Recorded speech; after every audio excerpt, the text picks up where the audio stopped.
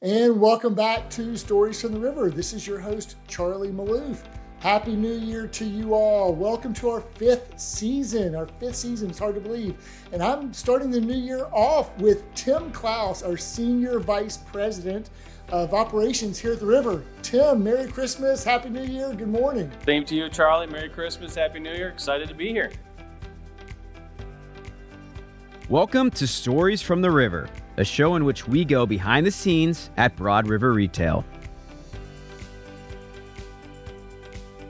Yeah, listen, you've got an eco vibe going on in your background, but I don't think you're in the Carolinas. So we're recording this on the Monday, December 29th. So and this will publish on January 6th to go into our new year. So Tim, where does the pod find you this morning? We are broadcasting high band in Rochester, Michigan. Yeah, not that Rochester, not upstate New York, but you're in Michigan. So That's north of Detroit. Well, Tim, thanks so much for taking some time away from your family over the holidays here to spend some time, because you guys have had a lot going on. But listen, also your football team's had a lot going on. So I'm sorry about. Let's not go there. Not going there. No. Well, my wife is also a Michigan fan. Her brothers are Michigan fans. So there you go. I knew it. I knew there was somebody inside your family that knew football. That's good. That's great. Oh, that new. Well, listen, there's one of us who's still in the playoffs. Well, maybe by the time this airs, I hope. That's a good point. I hope. Listen, Good point. if Ole Miss is still in the playoffs by the time this airs, oh, that'd be great. So, listen, how was your Christmas? Christmas was amazing. We actually called an audible to use Football Reference. We were supposed to go to Florida to see my wife's parents, and my father had some surgery around the Thanksgiving time, and wanted to come up here, see how he was doing, which he's doing amazing, doing excellent. It's the best I've ever seen him look, to be honest, prior to. But really, really awesome time with the family. We've got 20 Clouses on my dad's side, so when we get together, it gets real loud, and we had a really, really great time so far. That's awesome. Well, that's amazing for great health, and so glad that you get to see your family. You got all your boys in tow with you? Got boys and dog. Wife decided to bring the dog this time, so I was telling Marina, it's like 7 dogs that get together and have a good time. So, like I said, it's really, really loud. It was nice to find a nice quiet spot here in downtown Rochester. That's awesome. Hey, Tim, what type of dog do you have, and what's your dog's name? We have an Airedale Terrier, and her name is Trixie. Trixie. Well, maybe we can put a picture of her if Dawn is willing to share a picture of your dog for the podcast here for the video. So Tim, as I alluded to, operations kind of like took this year by storm. You guys kind of got after it. By the way, I'm wearing the original Decoy. At season 1. Decoy right. 1. I want to go Decoy 1, so I can't wait for my Decoy 3 pullover. But in your honor, I had to go. I was digging this out. I was like trying to figure out where this was in the closet. So it was like hanging on the back of a chair, so it wasn't in the closet. So there you go. My poor organization. That means it's being used, right? If it's hanging, it's being used. It means you're using it. Yeah.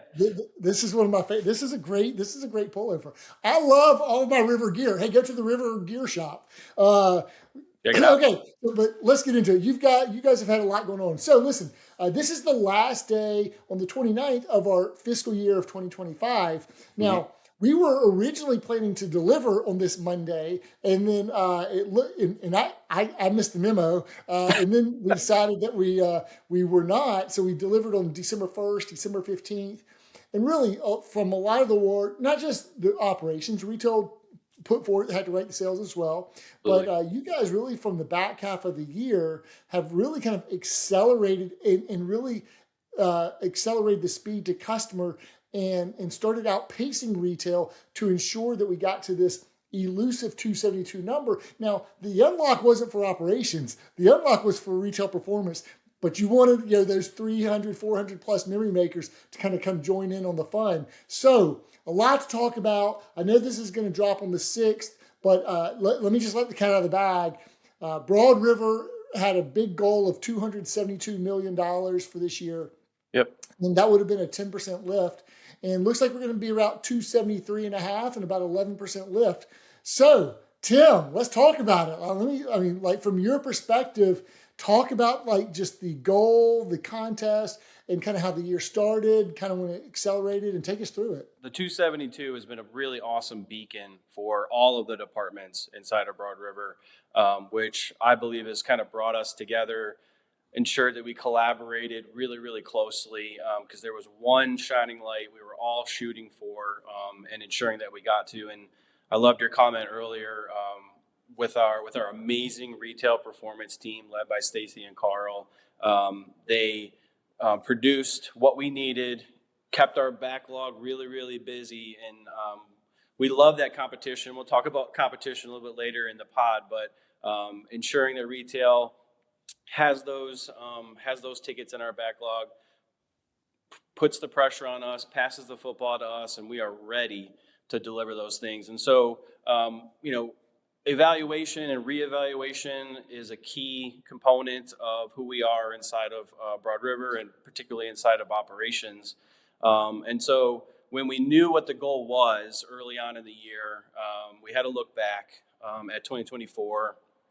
And with the Epic team, which we've talked about previously, that team's really evaluating what we did really well, but also looking at some of the opportunities that we may or may not have come across, and then see if we can solve for those things. And so there's a couple of things that we decided to put in place for 2025. Number one was a campaign around reminding everybody, or being more deliberate, being more honest about who we are, what we do, and how we do things.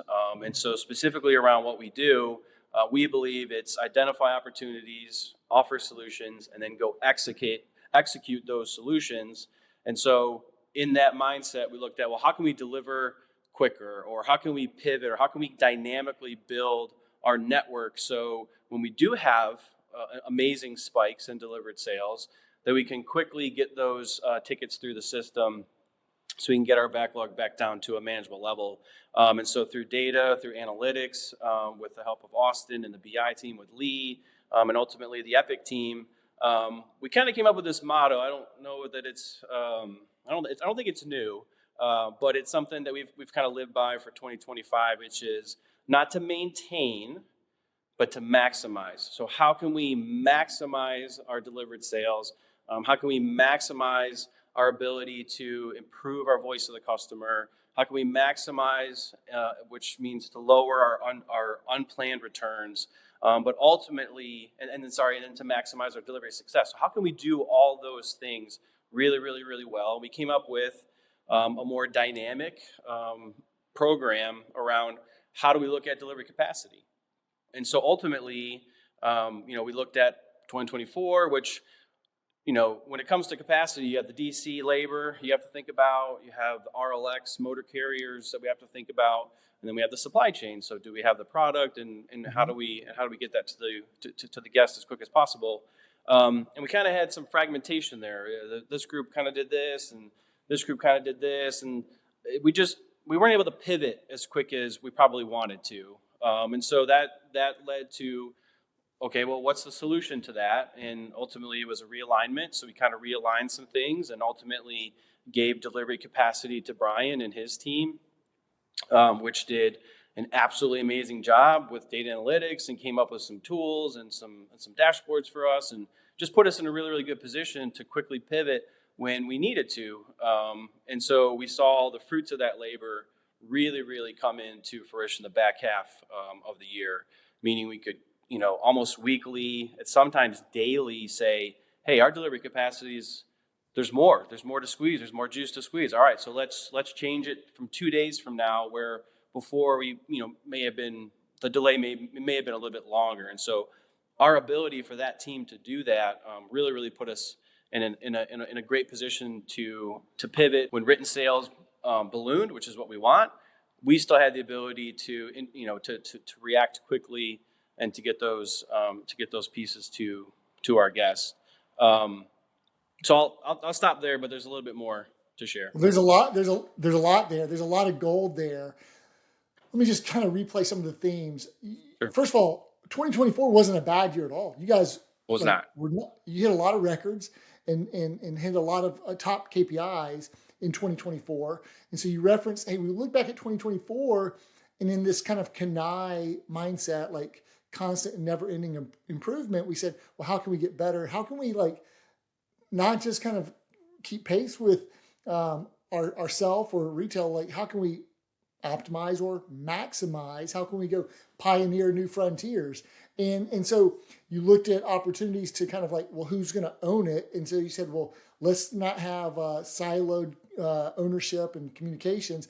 Let's give this delivery capacity to the supply chain operations team with Brian, and so that we can kind of fully optimize it. And you've done all these things, like not just maximizing the output for the dollars delivered, but maximizing all of the KPIs, hit new highs. And I know you want to talk about some of those. The midpoint of the year, so we're talking about a standard 52-week fiscal year.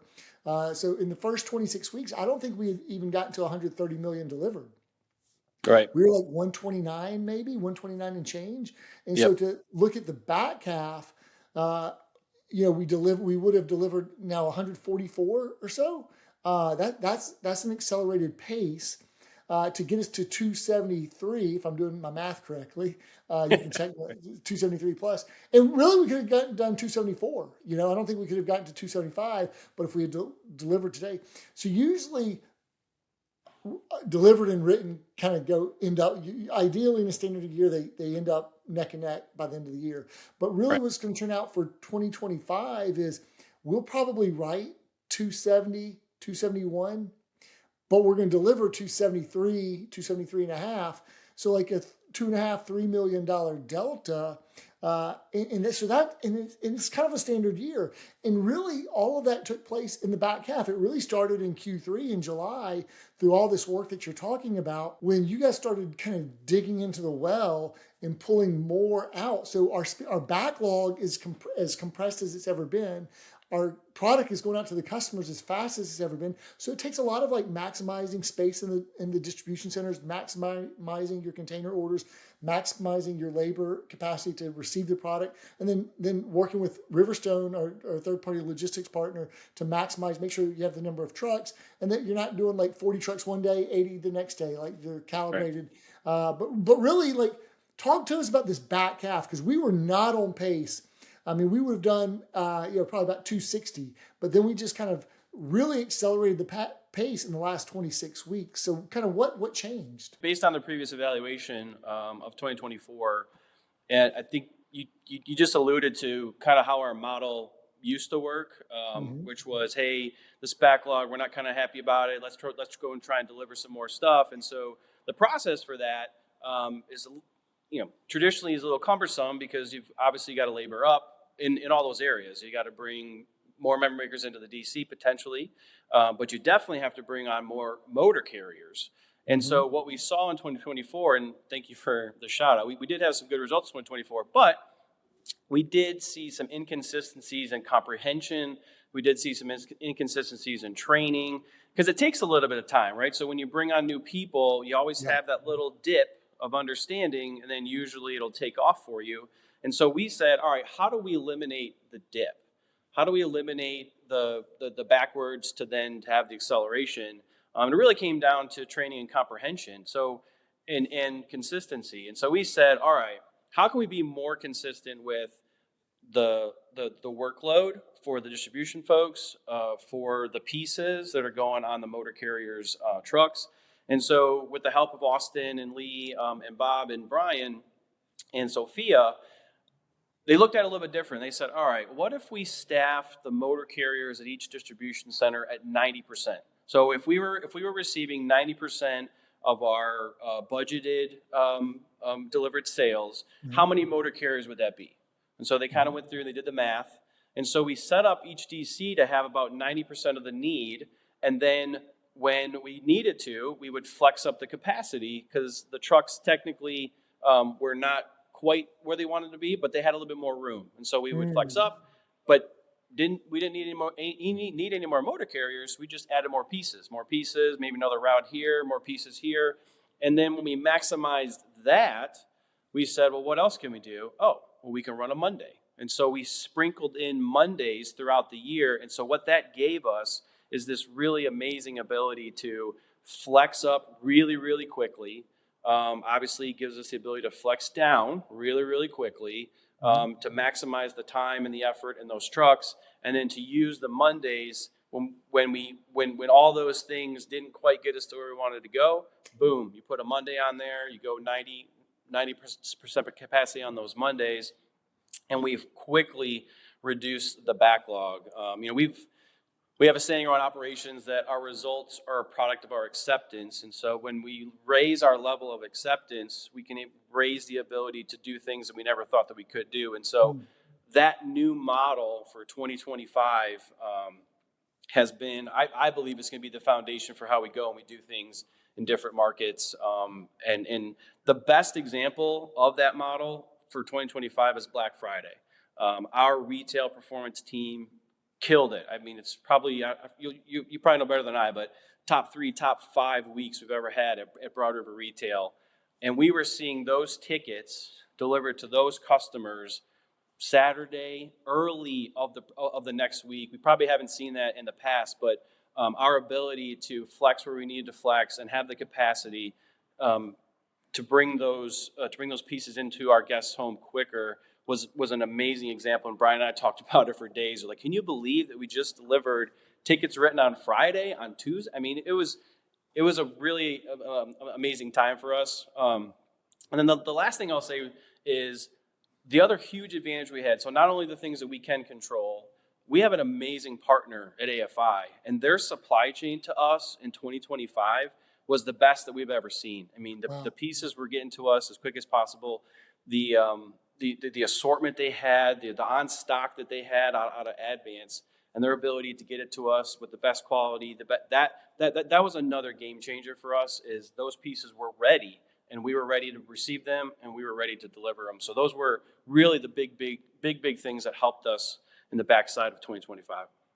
Well, there's so much there. Foundationally, for the basics, for the uneducated audience who may not know, we typically, a standard delivery week is Tuesday through Saturday for us. Our fiscal week is Tuesday through Monday. And so, and we don't deliver on Sundays. So sometimes we use that Mondays as a little flex up, but we do it maybe half a dozen times throughout the year. It's not a lot. That's right. The beauty of what you kind of talked about with this 90% model, that you could kind of increase that up to 100% on a motor carrier's truck, maybe 105, 110. It really, you reduced our outbound cost a lot. Right. And so our P&L on our delivery expenses was hitting record lows as well. But not because like we changed our contract or we negotiated a lot more aggressively with our partner. No, we used our tools, our brains, our systems, all the dials at our disposal to really maximize the outputs, which is great. Getting and taking care of those guests that quickly, is there's so many inputs that go into that. I mean, you mentioned AFI, we've talked about Riverstone, but there's also like space optimization and allocation and planning, demand forecasting, and looking at sales and collaborating with merchandising, collaborating with retail, clearing out some of the sunset products so you got more space in the distribution centers, and having tools with Storis and Package.ai to kind of understand the dates and the capacities and project those out so that you can sell into those capacities. So it's great. We knocked it out of the park, and could not have done it without operations in all those levels. And so put us in a position to win, and because and retail kept writing it, and so you guys kept delivering it and really cranked it up. But what I saw in the third quarter when operations, and we talked about it on one of our town halls, when operations really outpaced retail by like $3 million in the backlog in the third quarter, I was like, whoa, there's a story here. That you don't see that every day. Annualize that's $12 million. But that was something magical that kind of happened, in that 13-week period that you guys were really cranking through and figuring it out. Okay, so that was our first topic that we wanted to hit on. Yep. The second topic is, you talked about things that are going to serve us well going into 2026. Well, one of the big things is, I think tomorrow is our first day to receive product in Spokane, and so there's a fourth distribution center, and we have to kind of like think smaller to think bigger, right? We're expanding, Yep. but it's a one store distribution center, and it's much smaller and it's not fully racked. And so it's almost like a cross dock unit, and the products coming from not from like 70 miles away, but like 1,000 miles away, Redlands, California to Spokane. So I mean, let's talk about. Yeah, I'll let you reveal the identity. I think we've made in the whole setup, but Yeah. talk about the new Spokane DC and that team. Yeah. No, I'll start with one of the things you said, which was, and again, I think it's a great position for us to be in, but we're thinking small, but we have the resources of a very large organization, which has been extremely beneficial as we planned, discussed, and now ultimately have executed our number 4 distribution center, which I just sent you an email today. It's really, really exciting to see 760 on our reporting now, and it's already got some deliveries scheduled for next week. So that's really, really exciting. I've only got 3 logos here. I'm gonna need a fourth We're one. good. That's right. That's right. So it's really, really exciting. And again, I got to take the opportunity to thank you and Manny for the vision of putting ourselves in this position where we can have these first time evers, and then obviously do what we do at Broad River, which is just celebrate the heck out of them. The Spokane Distribution Center, they're going to be the Spokane Steelheads, which is an amazing identity for them. Ultimately, if you look at what the Spokane, what a steelhead represents inside of that area, and we saw a lot of references to the steelhead when we were there for the past 2 weeks. But small DC, to your point, there's no racking in it. So that was a little bit different for us. Luckily, we had some history. We did open up an offsite non-rack DC back in 21, I think, or 22, I can't remember. So we used some of those learnings from that to ultimately create the Spokane Distribution Center. But what I love most about it is my team in particular are sticklers for details. I think you say it all the time, retail is detail, and I love that. We had, with the help of Will Luke as the project manager, doing a really good job of planning out what's it going to look like, what are we going to do, and how are we going to do it. I think sometimes we forget that it's 2,000 miles away from all of the resources that we normally pluck from to help us get through challenges. And so we didn't have that for Spokane. And so Sri Rivera, who's our director of best practices and operational excellence, did a really, really great job, and Bob Dussault, of designing a training program for them, introducing them to Weiser, the owl, who's ultimately in charge of all of our documented processes and bringing them into our culture.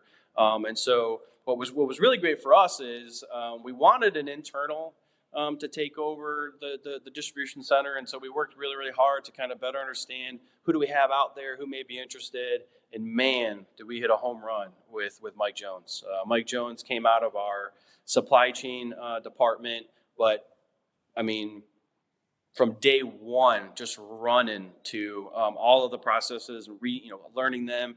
We had him travel to all 3 distribution centers because they're all the same, but they're all a little different. So you can pick and choose, and kind of he learned some things from each of our senior managers. But on the ground, the guy was amazing, and Mike Jones is going to do an amazing job for us for the Steelheads. And so really, really excited for them. Couple things I might go into is the store. So we did something a little bit different with the store. Normally we have our showroom execution team go into the stores with Lynn and her team, and they set it up, and we just didn't have the ability to do that. And so we did something a little bit different. We hired the distribution center employees, added some temps to that, and had them go fill the store, which was, I think, twofold things that we learned, which was really great, which was, one, they got to learn our product and actually touch it and feel it from day one before it even hit the distribution center. So I think that was a big win for us. And then 2, learning how to prep and assemble. So there's a lot of prep and assembly that comes with our product, and we do that for our customers before it leaves the distribution center. And so, they got to build, let's look at my stats here. They got to build 2,916 pieces in Wow. the 2 weeks that we were in the store. And that's great knowledge that they're going to be able to take with them as we go and build more pieces for the actual deliveries to our customers. And so ultimately, it was something new, but it was prepared for, and we found solutions and we executed for it. And so we're really, really excited for those first deliveries that come in. We're really excited for our first delivery from AFI that's coming tomorrow. And so the team will work Tuesday through Saturday, and we'll deliver Wednesday through Saturday. But I know Stacy and the team are going to outperform retail, and we'll add some days back in, and we'll pivot and we'll flex and we'll do all the things we need to do to make sure we're taking care of our Northwest customers. But at the end of the day, amazing experience. So happy that it's over and looking forward to the next one for sure. Took us a while to find the right DC for us. Yeah. So we got a Class A space. We haven't racked it yet. We wanted to come into this market. We opened the first store. The second store will be a fast follow, but we want to live within our harvest. And when you fully rack, that's a massive investment. So we said, listen, what would it look like to be financially conservative and good stewards and grow into it? And can we still win and optimize that way? We'll have to get creative. We'll have to think like a smaller retailer, but with the support of our backing, our bigger resources. And you've used acronyms like the EPIC team and Wiser and the tools that we have, but also with Project Cascade to cascade our culture, to bring a culture Right. carrier, Mike Jones, who had worked in Four Oaks, to now go be our kind of our leader for the Spokane Steelheads operations team. And then, we hired our memory makers about a month early, right? So the beginning, we took over this DC and set it up around the beginning of December. You've had Cherie out there. You've had, Brian has been out there. Bob's been out there. You've had several members. I'm sure you've been out there. Yep. Tito's been out there. So you've set up the DC. But then to give them some reps on product, because it was going to be a while before we started receiving into the DC, in a complicated, complex environment, a 3-story store with a lot of these folks who had never assembled furniture before. That's great to get nearly 3,000 pieces delivered with your team. And we gave ourselves a little bit of a longer runway and still opened early. We still opened before Christmas, and hit the deadline that we kind of wanted to when we said, hey, let's try to get this done. So construction went well. The DC search went well. Now we got to kind of manage like the supply chain and the product and all those lead times. But like you said, we've just announced our entry into the other side of the country, into the northern New England with Portland, Maine. And so we'll have to do it all over again. And hopefully we'll have it'll be a little bit less complex and we'll be able to take some of those learnings. Okay, so Spokane Steelheads, I'll be interested to know how they fit into like the decoy. Are you going to have like big DC versus small DC kind of set up? Because I know we do that with retail, large stores, Yoda versus small stores, Grogu. It's a little bit different. But with that being said, you have had 3 stores. So talk to us about the decoy DC of the year status update. Where are we? Who's leading the pack?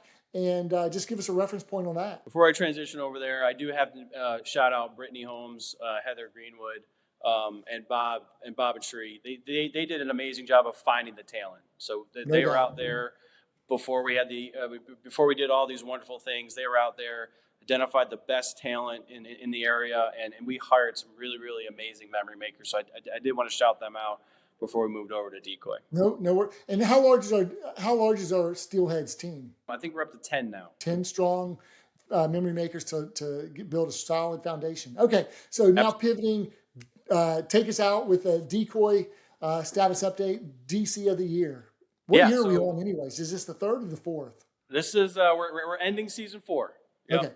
Yeah. Just like the podcast. We've done 4 seasons of the podcast. So it's Decoy and the Stories from the River. They're linked arm in arm. Okay. So together. That's right. That's right. Decoy 4. So can you tell us again who were the first 3 winners of Decoy 1, 2, and 3? Yep. So absolutely incredible competition. We love competition here. I love your saying about Competier. It's one of my favorite. You say a lot of awesome things, but that's one of my favorites. Well, thank you. It's competition gets a bad rap. The etymology of the word competition comes from the Latin word competere, which means to strive alongside together. It was never about one beating the other. It's really about winning together. That's right. Absolutely. And that's exactly how we see it. That's exactly how we view it.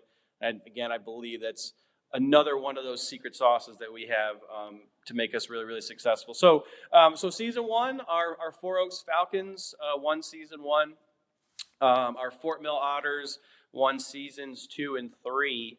And I'll lead into who the winner of season 4 is. But I just want to talk about the program real quick. So DC of the year was a brainchild. Manny was throwing some things around. We were actually watching football, and if you notice, some of the coaches they're always looking at these play sheets. So they're trying to figure out what play to run next, and we were thinking about that in the same way. It's like, well, we sort of kind of have a play sheet. We have things that when this comes up, you execute this, or when this comes up, you execute that. And we said, all right, well, so how could we implement that and make that a competition across the distribution centers? And so there's some really amazing things inside of it. It's not just KPIs, though. I think that's sometimes a miss when people talk to me about Decoy. It's not just about KPIs. It's actually about behavior. And how can we find those behaviors down to the memory maker level, that if they do these behaviors, it will ultimately lead to the macro KPIs around our financial results, which have been stellar for the last 4 years. Our cost avoidance, our inventory profitability has been the best it's ever been.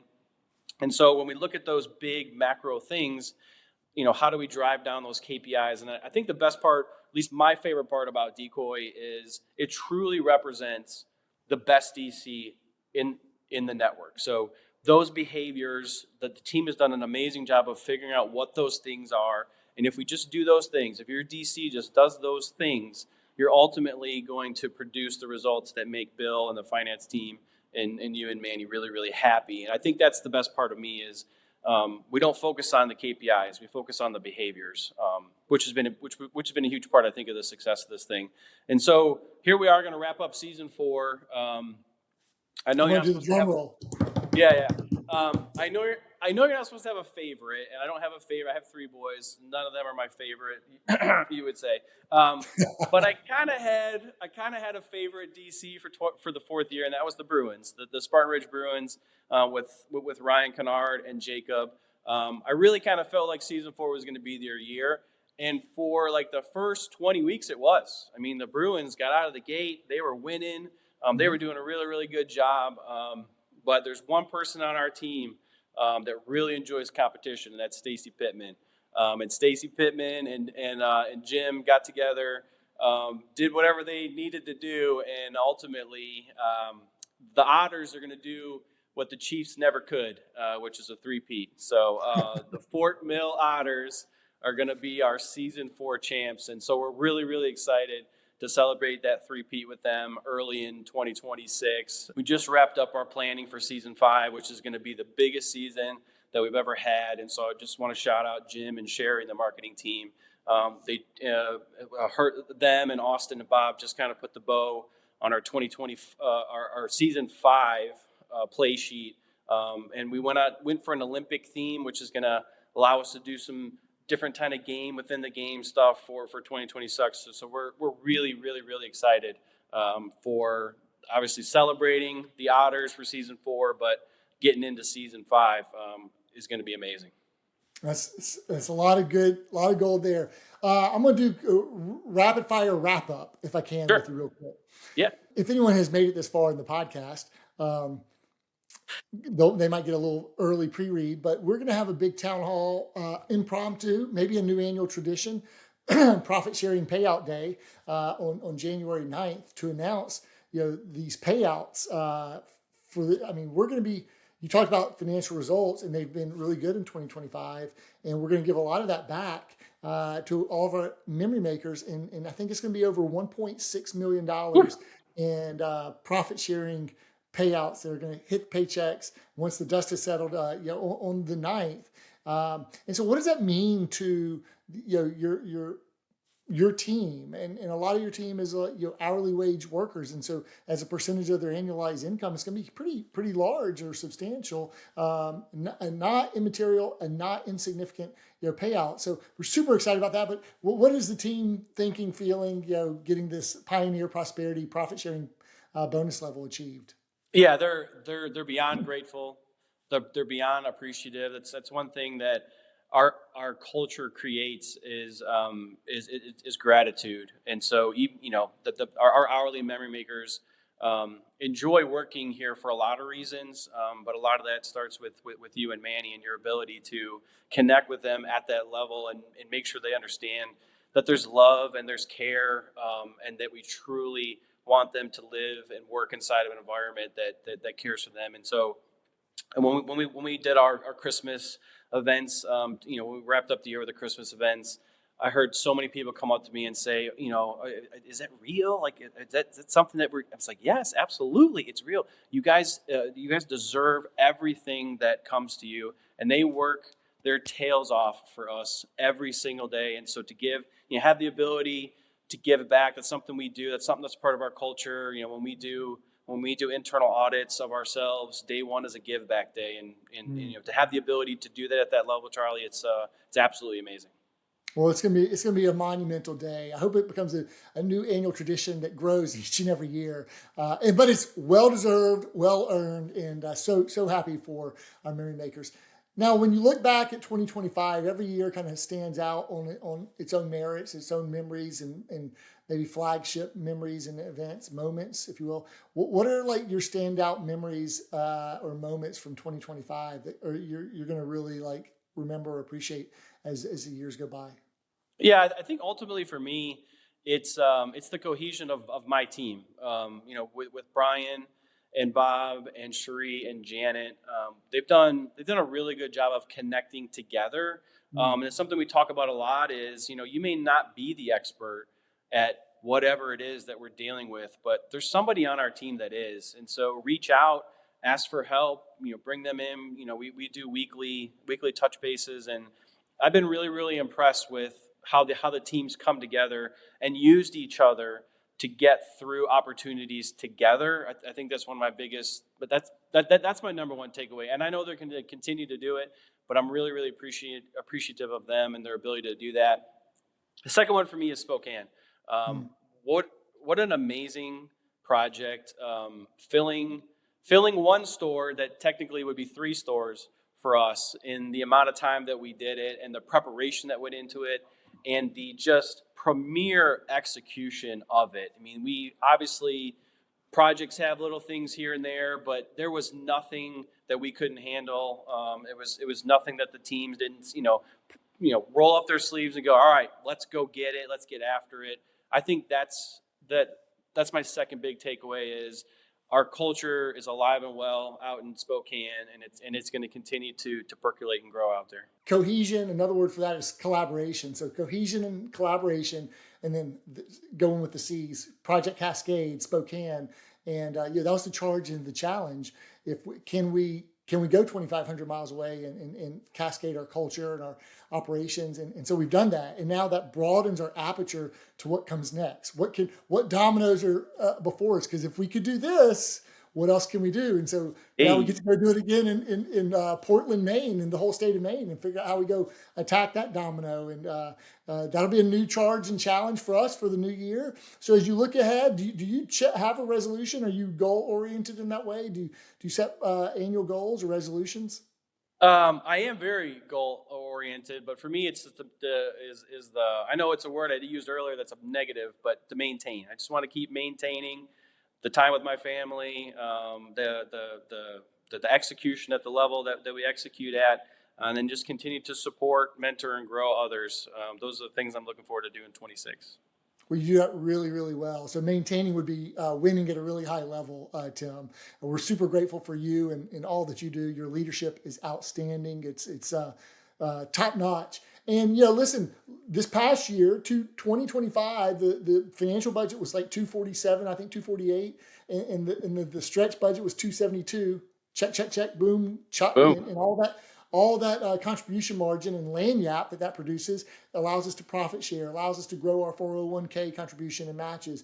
And so this year, we're starting with 280 as the financial budget. So it's a lift. But in the Southeast stores, it's almost like minus 1% or flat, even with Easley and a new store.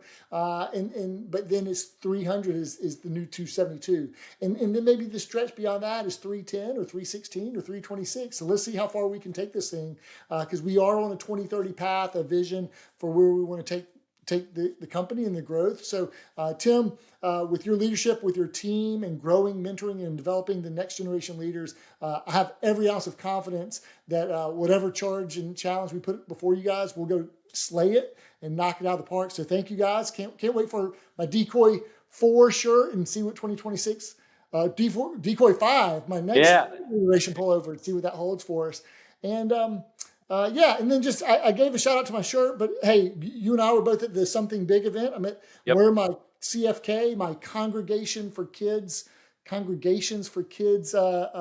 beanie here. So that's another organization that we support. They help foster children here in the Carolinas and Charlotte, and do a great job. And so we love kind of working alongside our community partners and giving them a shout out, like Beds for Kids or CFK or For Charlotte and St. Jude, many who we get to support throughout the year. And it's a good season for that. So Tim, thank you so much for you and your team and the volunteer hours that they give and the contributions that they give. And here we go, onward, on to the next.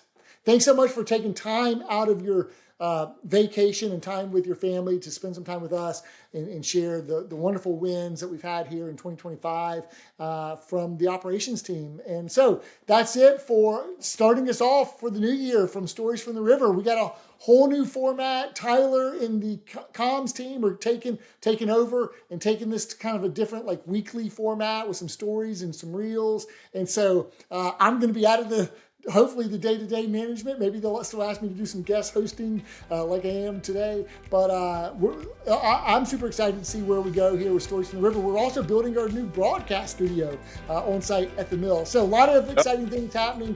Let us know what you'd like to see from us. We want to take you behind the scenes as we try to take a company from where we started at 250 a year ago to 500 to try to double our company's sales in a 6-year period, our 2030 vision. So that's it for this episode of Stories from the River. Tim, thanks so much. Let's get back to your family, and Happy New Year.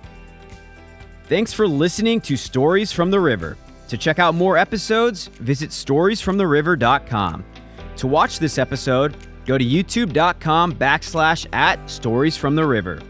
Join us again next week, and remember to like, rate, and subscribe to the podcast.